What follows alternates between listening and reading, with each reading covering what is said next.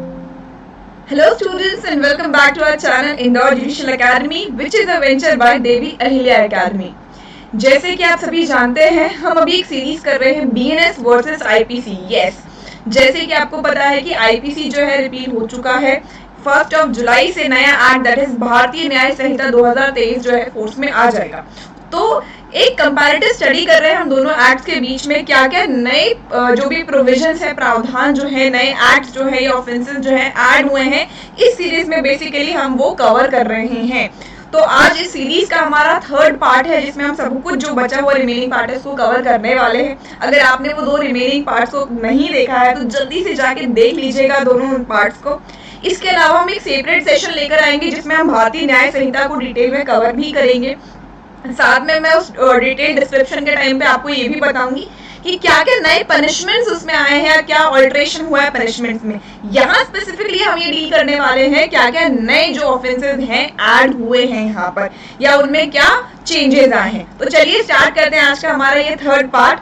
तो देखिए, mob lynching, अगर आप सभी ने आईपीसी को पहले भी कभी पढ़ा है तो आप भी जानते होंगे मॉब लिंचिंग करके ऐसा कोई भी ऑफेंस जो है आईपीसी में अवेलेबल नहीं था। तो 103 सेक्शन 103 में जो है आप देख सकते हैं यहाँ पर मॉब लिंचिंग एक प्रोविजन नया ऐड हुआ है यहाँ पर। It means when a group of 5 or more persons acting in concert commits murder on the ground of race, caste or community, sex, place of birth, language, personal belief or any other similar ground. Each member of such group shall be punished with death or with imprisonment for life and shall also be liable to fine।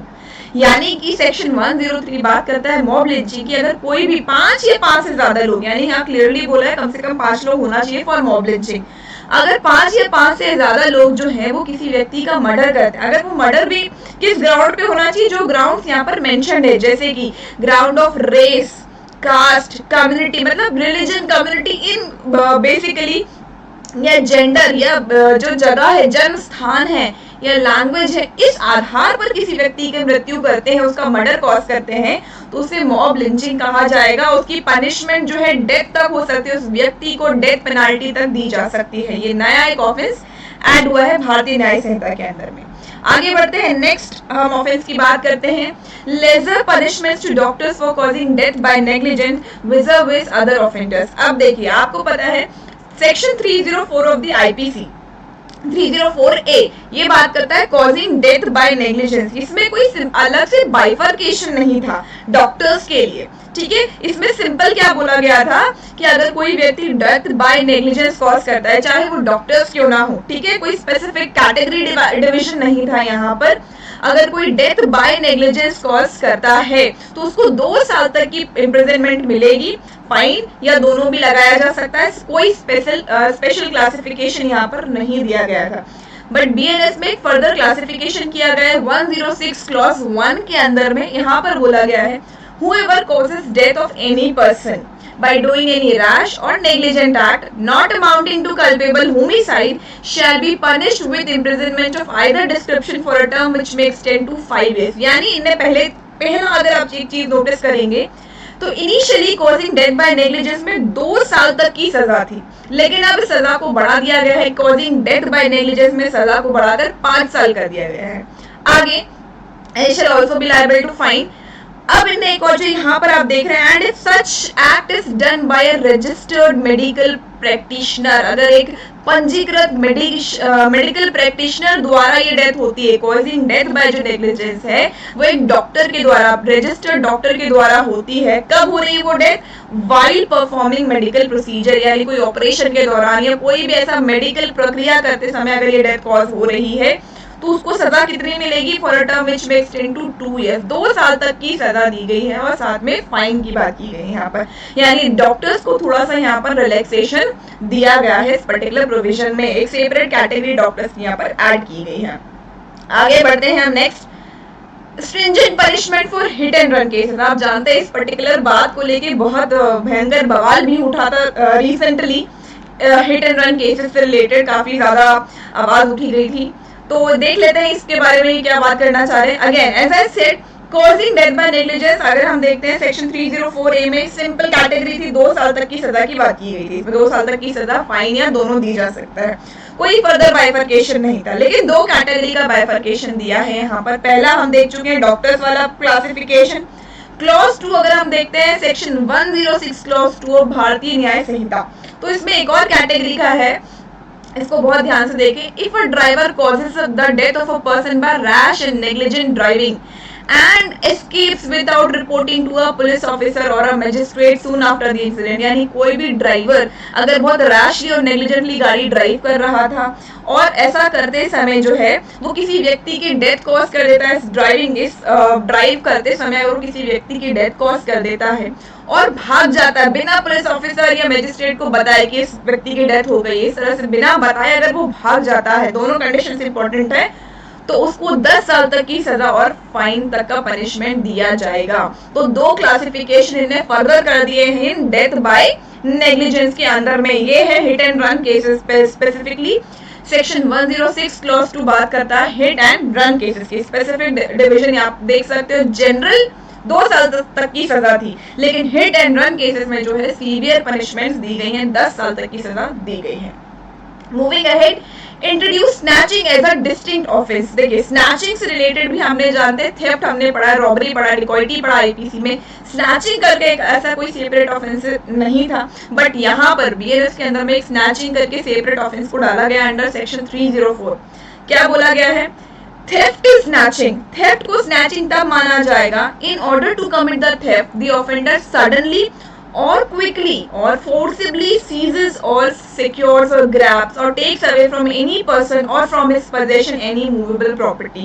यानी कि अगर चोरी करते वक्त कोई व्यक्ति जो है, जो अपराधी है, वो क्या कर रहा है, अचानक से झटके से, जैसे आप देखते हैं कि गाड़ी पर कोई 2 लोग जा रहे हैं, दूसरी गाड़ी पर कोई और लोग हैं, उनकी चेन स्नैच करने के लिए झटके से उसके गले से उस चेन को खींचा जाता है। बहुत बार इस एक्ट को करते समय उस व्यक्ति की जो है या तो वो गाड़ी से गिरकर उसकी डेथ हो जाती है, ग्रीवियस हर्ट कॉज हो जाता है, XYZ कुछ भी हो सकता है। तो अगर कोई व्यक्ति चोरी करते वक्त क्विकली सडनली जो है फोर्सिबली उस व्यक्ति की मूवेबल प्रॉपर्टी को खींचता है, स्नैच करता है, तो उसको स्नैचिंग कहा जाएगा बेसिकली यहाँ पर, ठीक है। और इसकी पनिशमेंट कितनी होगी? इसकी पनिशमेंट 3 साल तक की पनिशमेंट हो सकती है और साथ ही साथ में फाइन, यानी एक सेपरेट ऑफेंस बनाया गया है जिसकी सजा है 3 साल तक की सजा और फाइन लगाया जा सकता है इसमें। आगे बढ़ते हैं हम। Attempting suicide is no longer considered a crime. देखिए आईपीसी में सेक्शन 309 जो था, it was about attempt to commit suicide, यानी अगर कोई भी व्यक्ति सुसाइड करने का अटेम्प्ट करता है, प्रयास करता है, तो it was penalised under IPC. But BNS ने इसको कंप्लीटली हटा दिया गया है, पूरी तरह से जो है अटेम्प्ट टू सुसाइड को हटा दिया गया है। बट इफ एंड बट के बिना तो लॉ पूरा हो ही नहीं सकता है, राइट। तो यहाँ पर क्या बोला गया है कि अगर कोई व्यक्ति जो है सुसाइड करने का प्रयास कर रहा है, और प्रयास करने का कारण क्या है? टू कंपेल और restrain lawful power. Lawful power को एक्सरसाइज करना, अगर कोई व्यक्ति लॉफुल पावर को एक्सरसाइज कर रहा है तो उस पावर को एक्सरसाइज करने से रोकने के लिए या प्रेशराइज करने के लिए कि वो इस काम को करे, जबरदस्ती कोई लॉफुल एक्टिविटी को करवाने के लिए अगर आप धमकी देते हैं कि I will you are trying to kill yourself, तो वो उसको अपराध माना जाएगा। Generally attempt to commit suicide अपराध नहीं माना जाएगा, और अगर ऐसा आप करते हैं तो उसकी सजा होगी सिंपल इम्प्रिजनमेंट और फाइन और बोथ, या कम्युनिटी सर्विस। आपको पता है एक नया पनिशमेंट ऐड हुआ है कम्युनिटी सर्विस, वो इन केसेस में दिया जा सकता है। And the section is section 226। इसके अंदर में दिया गया attempt to commit suicide to compel और रिस्ट्रेन लॉफुल पावर। इसके बाद transgender now included in the definition of gender. Initially जो जेंडर की डेफिनेशन थी उसमें सिर्फ आप जानते हैं मेल और फीमेल था, बट नई डेफिनेशन जो आई है हमारी बीएनएस के अंदर में अंडर सेक्शन 10 ट्रांसजेंडर को भी इंक्लूड किया गया है। और ट्रांसजेंडर की डेफिनेशन वही होगी जो section 2K of the transgender persons protection of rights act 2019 में दी गई है, वही डेफिनेशन यहाँ पर मानी जाएगी।